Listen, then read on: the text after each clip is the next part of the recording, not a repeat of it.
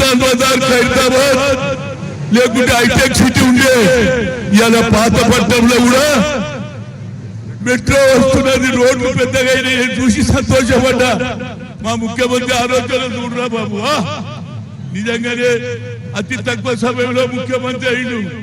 ఆయనకు ఆలోచన వచ్చింది, పాత పట్టణం కాదు ఇది, దీన్ని కొత్త పట్టణం చేస్తా అన్నాడు, చేస్తున్నాడు. అంతేకాదు భారతదేశంలో ఎక్కడ కూడా స్పోర్ట్స్ సిటీ లేదు, అది కేవలం మన తెలంగాణలో ఉన్నది.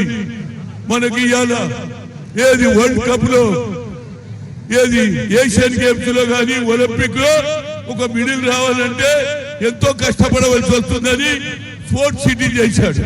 అదేవిధంగా మెట్రో తెస్తున్నాడు, ఇటుకెళ్ళి పోవచ్చు, ఇటుకెళ్ళి పోగానే ఎయిర్పోర్ట్, ఇటుకెళ్ళి పోగానే బస్ స్టాండ్.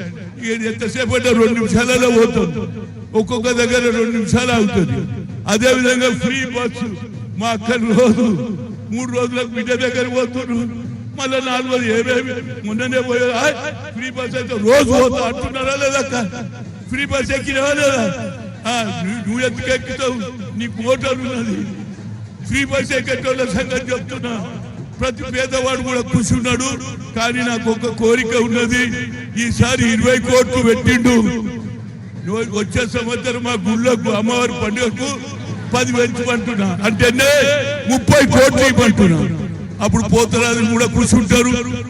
ఇవాళ రేపు ఎట్లయిపోయిందంటే వాడు దుకాణం రాకముందే ఆడనే కూర్చుంటుడు, దుఃఖం తెలియకముందే అరే ఏమైనా లేట్ వచ్చినాడు, అరే దివ్యాకి మొదలు ఇయ్యి అంటున్నాడు. అంటే తాగేటోళ్ళు ఎక్కువైపోయినారు, ఆడేటోళ్ళు ఎక్కువైపోయినారు, చదువుకునేటోళ్ళు ఎక్కువైపోయినారు.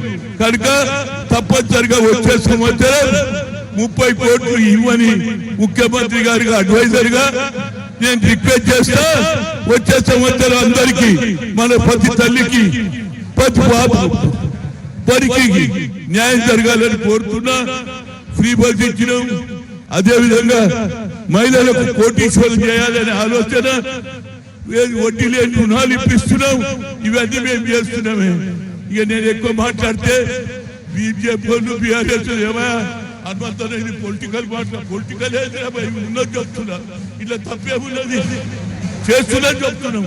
కనుక అమ్మవారు దయ ఉంచి వర్షాలు పడాలి, మా అక్క చెల్లెళ్ళకు మంచి మొగుడు దొరకాలి, మంచి మామ దొరకాలి, మంచి అత్త దొరకాలని కోరుతూ మీ భవిష్యత్తు బాగుండాలని బోనాల సందర్భంలో అందరికీ శుభాకాంక్షలు. నమస్కారం.